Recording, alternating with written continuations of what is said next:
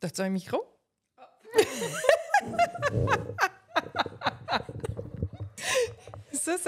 Ça commence très, très bien.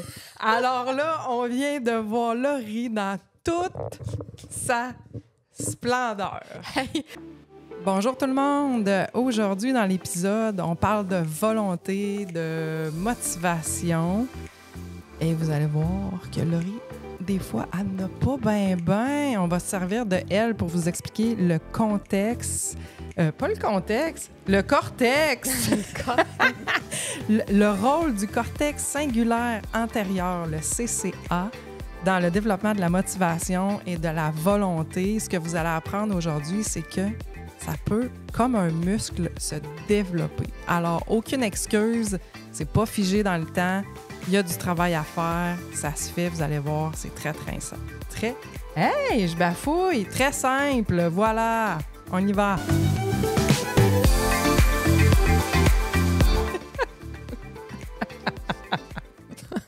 Allô, mon héritière! Allô? Bon! Hey, de quoi on parle? Tu le sais pas? Non. Laurie ne le sait pas, c'est une surprise. La seule chose qu'elle sait, c'est que on va parler un petit peu de ses travers à elle en même temps. Et des miens, évidemment. Et ceux de tout le monde, parce qu'on vit tout ça. Alors, ma première question pour toi est la suivante. Est-ce que tu considères que tu es une fille qui a beaucoup de volonté? Ben, ça dépend dans quoi, là. OK. Non. Non? Finalement,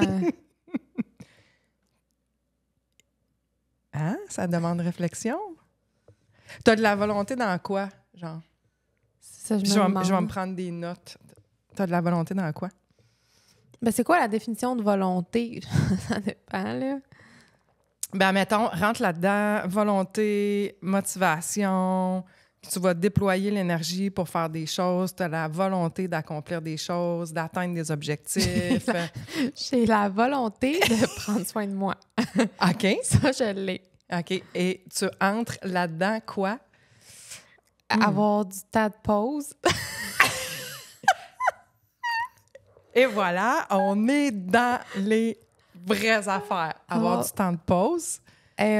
Avoir des moments tout seul, mettons, pour aller dehors, pour aller marcher, puis tout ça, ça, j'ai de la volonté. Ça, je vais faire de la place. OK. Ça, c'est important. Mhm. Puis, Alors, tu manques de volonté, pourquoi? Genre, où tu aurais à travailler la volonté?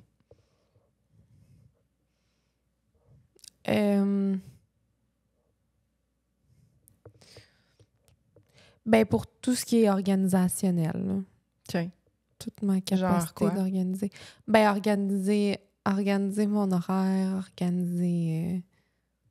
organiser mon environnement, organiser... OK.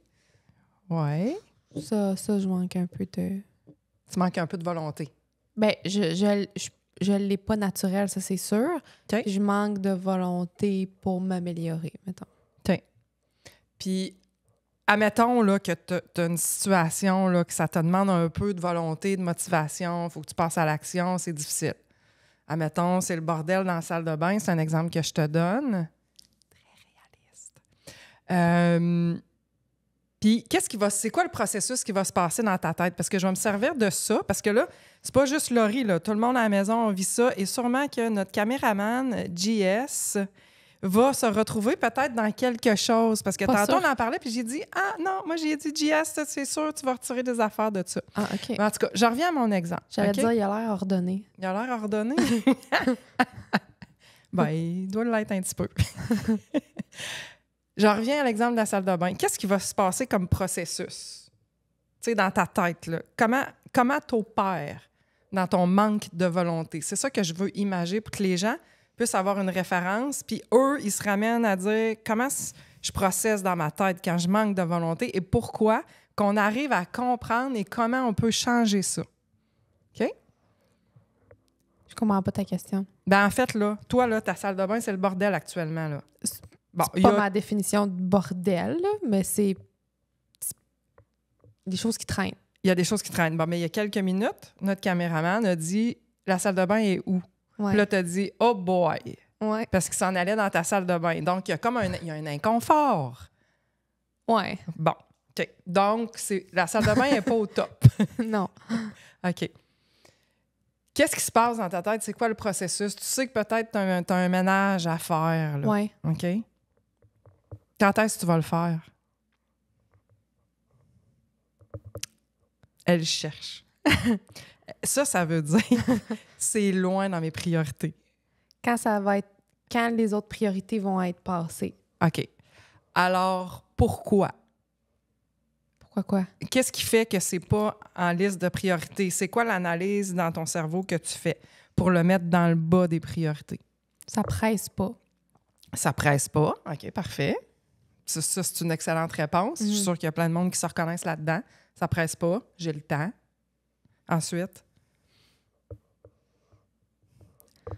Ben, c'est tannant, mais ça me nuit pas tant que ça. Là. OK, ça te nuit pas tant que ça, mais t'allais dire c'est plate. Ah, ben, j'allais dire c'est plate que ça soit le bordel, mais oui, c'est plate à faire. Là. C'est plate à faire. Ouais, OK, plate à parfait.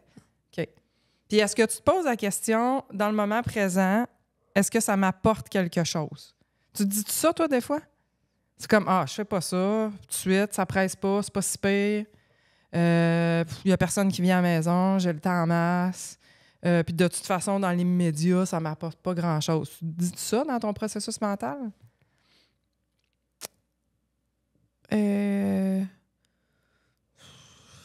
Ça se fait vite, là. Je me dis rien, ouais. Tu te dis rien, OK. Ça me tente pas. OK, ça te tente juste Ça pas. me tente juste pas. OK. Mais quand ça te tente de prendre soin de toi, pourquoi ça te tente d'aller prendre soin de toi?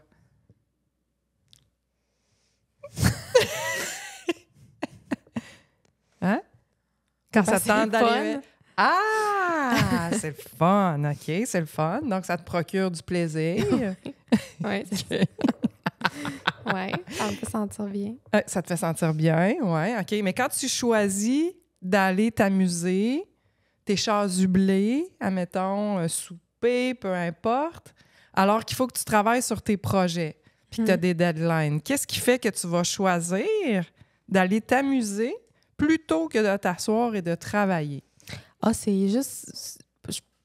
Parce que c'est important, parce que tout le monde vit ça, là. Moi, je peux pas... non, je peux pas perdre une opportunité de m'amuser. Je peux pas dire non. Si... Je suis plutôt dans le court terme. Ah, que c'est intéressant. J'avais hâte que tu le dises. OK. Fait que ton cerveau va faire l'analyse du court terme. Oui. OK. Fait que tu seras pas dans le « qu'est-ce que ça va donner à long terme ». Non. OK.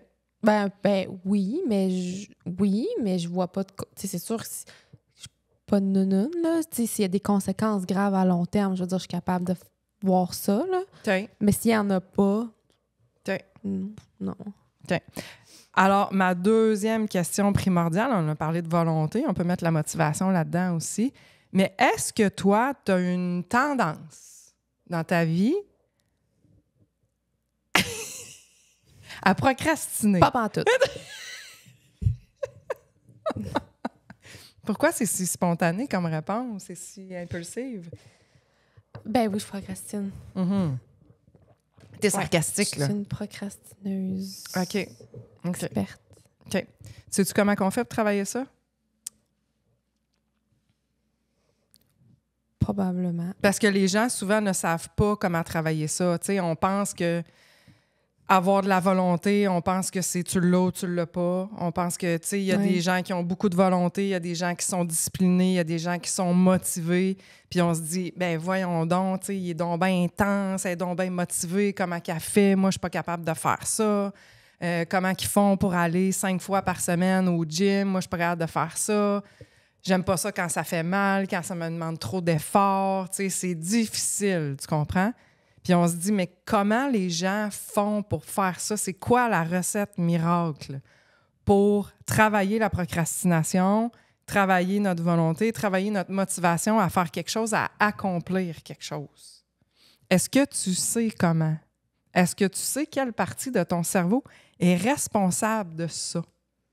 Ben j'imagine que ça doit ressembler à ce qu'on... Tu sais, quand on avait parlé du TDAH sur t'as comme la partie plus tâche puis la partie plus dopamine. Là. Ça doit être une partie plus tâche qu'il faut entraîner. Hey, c'est bien dit, ça s'entraîne. OK, parfait. Mais là, on sait maintenant, avec les neurosciences, avec l'imagerie médicale, qu'il y a, entre autres, une partie dans notre cerveau qui est comme un... Je vais mettre entre guillemets, parce que c'est pas un muscle, mais c'est vraiment une partie qui s'entraîne. C'est identifier que cette partie-là peut prendre du volume. Quand tu l'entraînes, tu peux augmenter ta motivation, ta volonté à faire des choses difficiles, OK? Et c'est impliqué aussi dans la procrastination. Ça s'appelle le cortex cingulaire antérieur. Donc, c'est le CCA, l'abréviation. Puis je vais dire ça parce que c'est moins compliqué. Puis même, des fois, je me mêle d'un mot. OK? Donc, c'est une partie dans notre cerveau qui est vraiment reliée à toute cette fonction-là de volonté, de procrastination. C'est comme un détecteur de conflit. Ça analyse le risque. C'est notre motivateur. Fait que c'est pour ça que je te posais la question, qu'est-ce qui se passe consciemment dans ta tête? Qu'est-ce que tu évalues pour dire je le fais ou je le fais pas?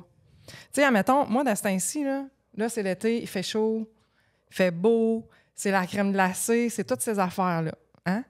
Puis là, je sais pas ce qui se passe, mais j'étais en craving de sucre et j'ai des idées obsessionnelles de drumstick de ce temps-ci. Hein? On va prendre des exemples concrets de la vie de tous les jours, là. Qu'est-ce qui se passe quand je me dis, je me lève, je m'en vais chercher un drumstick? Mais en même temps, si je mange le drumstick, ça va à l'encontre de mes objectifs à long terme d'entraînement et de santé. Tu comprends? Mm-hmm. Fait que là, si je résiste à manger le drumstick, je vais renforcer mon CCA dans mon cerveau parce que ça me tente de le manger. Puis là, je suis en conflit. Fait que j'évalue ce conflit-là. Je le fais, je le fais pas. Si je le fais à court terme, ce que ça m'apporte, ça va être du plaisir, c'est bon, ça va m'apporter de la dopamine, c'est du sucre. J'adore ça. J'adore ça. Mais si je ne le mange pas, je vais être fru, mais en même temps, je vais être fière de moi de ne pas l'avoir mangé. Fait que si je le mange, ben là, c'est comme si j'entraînais pas mon CCA. Fait qu'il devient mou. Tu sais, c'est comme une espèce de bras de bingo qui ballotte, là, tu comprends? Moins tu l'entraînes, plus il est mou, plus il est lâche, plus il procrastine, moins il y a de volonté. Mais à toutes les fois que tu fais des choix difficiles, que tu penses à long terme dans tes choix, plus tu l'entraînes, plus tu y fais faire des reps. Fait que c'est comme ton entraînement, c'est ta neuro-gym, entre guillemets. OK? Fait que oui, ça s'entraîne, cette partie-là. Et aussi, ce que ça fait, c'est que ça vient réguler l'impulsivité. Parce que quand je pense à court terme, puis que je me lève du divan, puis que j'ouvre le congélateur, puis j'en mange un, puis j'en mange un autre, c'est impulsif. Tu sais, j'agis sur le moment sans me soucier des conséquences à long terme. Fait que, pourquoi tu ris? Non. Vas-y. Est-ce que tu réalises des choses? Non, je le savais. Tu fais des liens? Non, je le savais. Je sais ça, que ça se travaille, mais... OK. Mais? J'imagine que je vois pas les bénéfices de le travailler assez pour que... Probablement que ça m'a pas nui assez encore pour que je dise ça suffit, là. Okay. Parce que je sais que c'est pas juste... des fois, c'est des petites affaires, là, comme, mettons, tu as le goût d'aller prendre ton sel à une lumière rouge. Oui. Ben juste de t'entraîner à pas le faire consciemment, puis pas aller chercher la dopamine vraiment facile de l'écran, d'aller scroller. Exact. Puis juste de tolérer qu'il y a rien qui se passe. Exactement. De pas le prendre. C'est un bon exemple. Ça, je le fais, par exemple, des fois. Mais ça, c'est une façon de l'entraîner. Ouais. Puis, admettons, dans les relations, parce qu'on parle beaucoup de relations amoureuses, de style d'attachement, si tu veux entraîner ça quand tu as des idées obsessionnelles, quand tu envoies 20, 25 textos parce que tu es anxieuse ou tu es anxieux puis que l'autre te donne pas de nouvelles, d'entraîner ce muscle-là, ça serait de faire quoi, par exemple? Admettons, quelqu'un qui veut travailler ça, diminuer son impulsivité, avoir plus de volonté à faire des choses difficiles, qu'est-ce que tu fais? Ben, tu peux te dire, j'ai vraiment envie de l'appeler 15 fois jusqu'à temps qu'il réponde. Oui. Mais tu le fais pas. Puis tu résistes. Tu fais d'autres choses. Tu résistes. Tu fais d'autres choses. Puis plus tu le fais, plus tu vas renforcer ton CCA. Fait que plus ça va devenir facile de faire des choses difficiles. Tu sais, souvent, quand on pense la discipline, on dit les gens sont disciplinés. On pense que la discipline, c'est de faire beaucoup de choses. Mais le test de la discipline, là, c'est de continuer à faire des choses même quand ça ne tente pas. C'est ça c'est ça le défi, dans le fond. Puis c'est pas de faire des choses faciles puis d'en faire plein qui va renforcer ce muscle-là dans ton cerveau. C'est de faire des choses difficiles quand ça ne tente pas. Ça va être le matin, quand tu te lèves, tu te dis « Ah non, ça me tente pas. Si bol, il me semble que je dormirais une demi-heure de plus. » Mais tu te lèves, tu y vas au gym à 6 heures le matin. Là, tu viens d'upgrader encore plus. Tu viens de renforcer cette partie-là de ton cerveau. Mais je pense qu'il y a quand même des gens qui l'ont quand même plus facile que d'autres, là. Oui. Il y a quand même des gens qui ont ça plus... Il y a des gens il y a des gens qui l'ont plus naturellement, mais ce que je veux dire, c'est que c'est pas figé. Puis Non. avec la neuroplasticité du cerveau, c'est des choses qui se pratiquent, c'est des choses qui s'entraînent. Et on le sait maintenant, tu sais, on le voit avec l'imagerie médicale, que ces parties-là du cerveau vont s'activer et on est capable d'évaluer cette partie-là, le volume.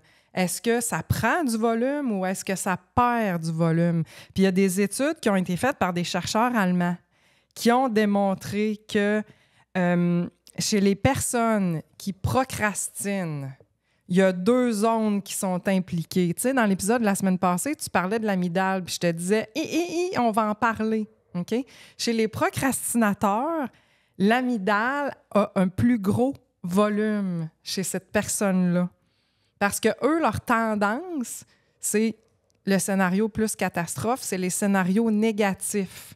Fait que faire quelque chose, tu vas être plus enclin à aller vers « bah, ça me donne rien de faire ça. Tu sais, ça me procure rien. » T'es dans... Il n'y a pas de bénéfice à le faire, tu comprends? Ouais. Et fait que cette partie-là est plus développée, contrairement au CCA, qui est moins volumineux. Puis ce que ça fait, c'est qu'entre les deux, la connexion est plus faible parce que l'amygdale est plus gros. Fait que le CCA, il va avoir plus de difficultés à te faire passer à l'action, à réaliser des tâches et, dans le fond, à supprimer les émotions ou les actions concurrentes. Tu sais, de dire « Ah non, je fais pas ça, je fais ça à la place. » Tu comprends? Fait que tu vois, l'amygdale est encore impliquée là-dedans. Ça, c'est des recherches qui datent de 2018. Puis dans la description de l'épisode, je vais mettre les références scientifiques pour ceux que ça va intéresser. Donc, les points clés, je veux revenir là-dessus parce que ce muscle-là, dans le fond, ce qui est important de comprendre à toutes les fois que ça ne vous tente pas de faire quelque chose, c'est de comprendre dans quoi il est impliqué puis à quoi ça va vous servir. Il est impliqué dans la planification puis l'intention d'agir. Il est impliqué dans le contrôle exécutif, donc dans le contrôle des actions, dans l'impulsivité, contrôle des émotions. Il est impliqué aussi dans la détection des conflits, des erreurs de conflits. Tu sais, comme le petit démon ici, le petit ange, je le fais-tu, je le fais-tu pas? Qu'est-ce que ça me donne? Qu'est-ce que ça me donnera pas? Qu'est-ce que ça m'apporte? Et c'est aussi impliqué dans la motivation. Donc, tout ce qui est évaluer les récompenses potentielles. Qu'est-ce que ça va me procurer? Oui, tu allais dire quelque chose? Bien, je pense qu'il y a des... Mettons qu'on prend l'exemple de la salle de bain. C'est parce qu'il y a des gens aussi que, tu sais, mettons, toi... Oui. Ça tente parce qu'il y a une récompense qui est tes mieux après. Oui, ma récompense est beaucoup plus forte. Tu as une récompense, mais oui. Pour quelqu'un que ça te dérange plus ou moins, la récompense vaut pas la peine. C'est comme ça. si... C'est comme ça que tu l'évalues, effectivement. Ouais. Oui. Toi, dans ton évaluation, c'est ça qui prime. Ben, si j'ai rien à faire, je risque de le faire. Mais c'est parce que moi, je vais toujours me dire, j'ai tellement d'autres choses à faire qui pressent plus, qui ont plus d'importance, que ça va prendre le bord, c'est sûr. Ouais. Il y a d'autres choses plus importantes à faire. Comme un matin, là, je me suis maquillée, puis là, je fais rien au fur et à mesure, fait que je laisse tout sorti, mettons. Sauf que là, après ça, je pourrais ranger, mais là, il faut que je prépare mon épisode de podcast parce qu'on le filme. Mais si je l'avais préparé d'avance, j'aurais eu le temps de ranger la salle de bain. Mais c'est jamais fait d'avance. Fait que là, ça arrive que je suis tout le temps... Il y a tout le temps d'autres priorités qui pressent plus dans le temps. Exactement. Dans le fond. Fait que ce qui presse pas dans le temps, c'est jamais fait. C'est ça. Mais toi, tu fonctionnes en mode urgence parce qu'en mode urgence, la récompense est immédiate. Oui, c'est vrai. OK? C'est ça, là. C'est vrai. C'est exactement, c'est là que je m'en allais. Les gens comme toi qui fonctionnent en mode urgence puis qui ont ton CCA, c'est comme un bras de bingo qui ballotte, là. Il n'est pas fort, là, tu sais. Il n'y a pas de forme, il est atrophié. Vous fonctionnez en mode urgence. Parce que si je travaille dans un projet que je n'ai pas la gratification immédiate, il n'y a pas personne qui me dit « Hey, c'est hot ton projet », puis il n'y a personne qui l'achète, puis il n'y a personne qui me valorise avec. Tu comprends? La gratification n'est pas immédiate. Si je travaille à l'écriture d'un livre pendant 2 ans de temps, c'est un projet à long terme. Et ça va être dur pour moi, ça. Oui. Mais si tu as un projet d'écrire un livre, il va falloir qu'à chaque jour, tu écrives. Et la gratification va être plus tard. C'est pour ça que je te dis, c'est un muscle qu'il faut que tu entraînes. Alors, dans le mode urgence, tu as la gratification immédiate. Parce que quand tu fais l'épisode de podcast, tu le prépares 1 heure avant qu'on le fasse, la gratification est immédiate. Après ça, tu vas le publier, il y a des gens qui vont l'écouter, tu vas recevoir du feedback, tu vas l'avoir là. Ben moi aussi, il y a l'aspect que, je sais pas, c'est probablement un peu gratification, mais c'est pas que ça, c'est que si je le fais juste avant, à un moment donné, il faut que j'arrête d'essayer de le rendre mieux, puis parfait, puis que j'ai plus le temps. Fait que là, il faut que j'y aille avec ce que j'ai. Puis ça m'empêche de me poser trop de questions. Si j'ai trop de temps, ça finira jamais. Puis je vais douter, puis je vais me mettre à dire, c'est-tu assez bon? Il manque de sources, il manque d'affaires. Fait que j'ai comme appris que quand j'ai pas beaucoup de temps, j'ai pas le choix de couper, puis de dire, ça va être ça, j'ai plus le temps. Ça fonctionne. Je m'en sors tout le temps bien. Fait que ça me... Tu sais... J'aime vraiment pas ça être pris dans les pensées de ça sera pas assez bon, il me manque des affaires. Fait que je préfère être dans l'urgence puis devoir couper ça puis passer à l'action. Tu sais. Oui, sauf que ça met pas en jeu d'autres personnes parce que tu travailles toute seule. Mais si, admettons, tu avais à travailler en équipe avec des gens, ben les gens subiraient dans le fond, le manque de planification et d'urgence, tu sais, de travailler en urgence. Tu comprends qu'est-ce que je veux dire? Fait que là, dans un mode où tu travailles pour toi, tu travailles toute seule... Je suis à ma place, dans le fond. Bien, c'est parce que c'est sûr que ça te garde dans une zone de confort. C'est ça que je veux dire. Ouais. Mais si tu voulais avoir des meilleures compétences puis renforcer cette partie-là qui n'est pas figée, qui se développe, on le sait maintenant... Tu pourrais le faire par des petites choses très simples. Fait que voilà, c'est ça. Puis il y a une autre recherche que je trouvais intéressante. Je vais la mettre dans la description de l'épisode aussi. C'est qu'il y a des études qui ont été faites sur les personnes qui étaient en surpoids versus le CAA, comment il est... Non, pas le CAA. Le CCA. Le CAA, c'est un autre affaire. Mais les personnes qui étaient en surpoids versus le cortex singulaire antérieur. Et les études ont démontré que ces personnes-là, comparées à des personnes qui avaient un poids normal, tout ce centre-là qui gère les impulsions, le volume était diminué par rapport aux personnes qui n'étaient pas en situation de surpoids. Donc, mais tu sais, c'est logique quand tu y penses, parce que si tu n'es pas capable de gérer tes impulsions, exemple, j'ai le goût de manger ça, j'ai le goût de manger beaucoup plus, je ne suis pas capable d'arrêter à ma faim, je le sais que je vis des émotions intenses, puis que je ne suis pas capable de les réguler, puis je vais aller manger plus. bien, c'est toutes des choses que tu as moins de contrôle dessus puis que tu te mets pas de limite. Fait que ça va avec prendre du poids. Ça, mettons, le soir, je me dis, je viens de finir de souper, puis je m'assois devant la télé, puis j'écoute 4-5 heures de Netflix, puis qu'à un moment donné, il y a le logo qui passe qui dit « Êtes-vous sûr que vous continuez à écouter? » Tu sais, ça arrive des fois, ça. En tout cas, moi, ça m'est déjà arrivé. Puis là, tu te dis « My God, ça fait 4 heures que je suis assis puis j'écoute ça. » Puis que tu n'as pas la volonté de dire « Ben là, je vais sortir, je vais bouger, je vais faire de l'exercice, je vais m'entraîner. » Puis tu n'as pas cette volonté-là, bien, c'est sûr que ça va amener des conséquences éventuellement. Puis si je te pose la question, quelles sont les personnes dans la population qui ont le CCA le plus développé? Qu'est-ce que tu dirais spontanément avec qu'est-ce qu'on vient de dire? Tu sais, logiquement. Bien, probablement les athlètes. Les athlètes, et voilà. Ben oui. Parce que ça demande de la discipline, parce que s'entraîner à tous les jours, faire des choses tough pour le corps, ça demande, c'est exigeant, ça demande de la volonté. Fait qu'à toutes les fois que tu le fais, tu viens muscler cette partie-là, les athlètes. Qui d'autre? Vite de même, sais-tu? Les moines. Les moines qui font beaucoup de méditation. Ben oui. S'asseoir, méditer pendant des heures et des heures au lieu d'aller chercher des petits plaisirs impulsifs. Oui, c'est démontré aussi. Puis tous ceux qui font des sports de longue distance. Tu sais, courir un marathon, par exemple. Fait que, tu sais, dans le fond, c'est toute logique. Puis qui d'autre aussi travaille sur le CCA? Qui d'autre? Oui. Qui d'autre va renforcer ça? Va développer cette partie-là. Exemple, si on n'en parle pas, les personnes qui arrêtent de consommer. Ah. Les personnes qui deviennent sobres, qui arrêtent de consommer de l'alcool, qui arrêtent de consommer des drogues, ils vont travailler sur l'impulsivité. Dire arrêter de consommer, là, c'est tout qu'un challenge, là, c'est déconstruire toutes les habitudes.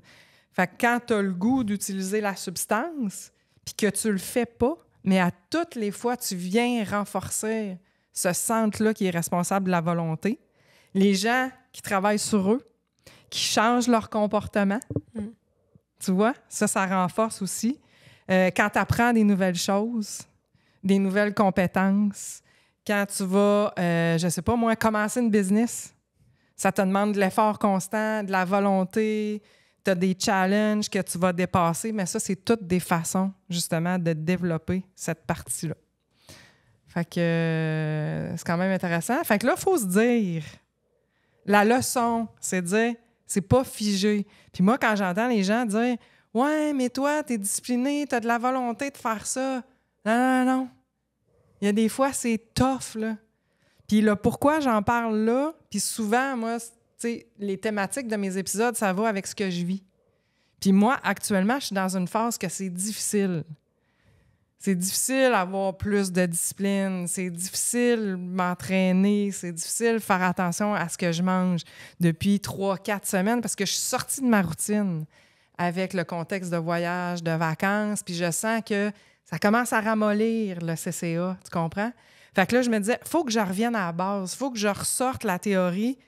Puis moi, ça me manque de dire, OK, là, j'ai pas le goût d'y aller. Puis c'est ça que j'ai fait hier. Hier, il faisait 32 000 degrés au gym. Il n'y a pas d'air climatisé. Puis là, je me disais, je suis pas capable d'y aller. C'est trop tough. Je suis pas capable. Puis aussitôt, je me suis mis à penser au cortex. Puis je me suis dit, si j'y vais, je vais renforcer. Je sais que ça n'a aucun impact sur toi, puis c'est pour ça que tu ris. Mais moi, ça a de l'impact sur moi. Moi, je me dis même pas de volonté de renforcer le cortex. Toi, c'est parce que toi, tu as une volonté de le renforcer, mais tu sais, quand tu même pas. Ça te tente même. Je vois pas pourquoi je le renforcerais. Je vais faire plus d'affaires plates. Bon, ben c'est ça. C'est une autre façon de penser. Mais moi, sais-tu comment je le vois? C'est aussi associé à la longévité. Les gens qui vivent plus vieux, qui gardent leur santé cognitive, qui gardent leur santé, qui sont alertes jusqu'à la fin de leur jour, c'est parce qu'ils ont gardé cette partie-là bien active, bien musclée. jusqu'à la fin. Fait que les super agers, qu'on appelle en anglais, ce qu'on voit dans les études, c'est que cette partie-là est vraiment en santé, activée tout au long de leur vie. Fait que c'est sûr que moi, j'ai pas 30 ans, là. Tu sais, c'est dans le dernier tiers, comme je dis tout le temps.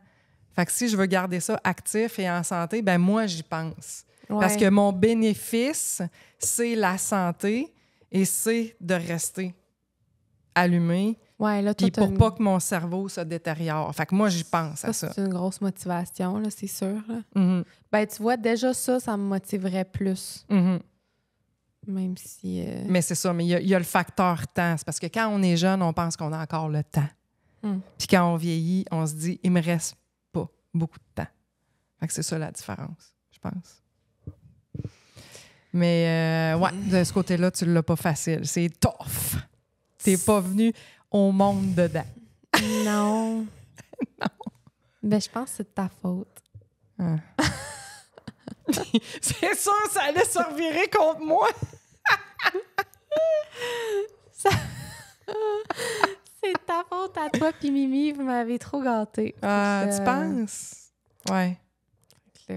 Parce que Laurie dit très spontanément, moi, je n'ai pas eu le silent treatment, j'ai eu the princess treatment. Ouais. Fait que moi, ça fait le tour de ce que j'avais pour vous cette semaine. Voilà. Si vous avez aimé l'épisode, taguez-nous en story, partagez-le aux gens qui en auraient besoin d'un petit coup de volonté, puis au moins avoir quelque chose, un ancrage, quelque chose de concret qui dit ça se passe dans le cerveau et ça peut se développer. Fait que, tu sais, des fois, ça nous amène la motivation, puis chacun peut le faire en prenant des petites décisions à chaque jour. Mm-hmm. Alors, voilà. T'as-tu d'autres choses à dire? Non. Bon, bien sur ce, bonne semaine à tous.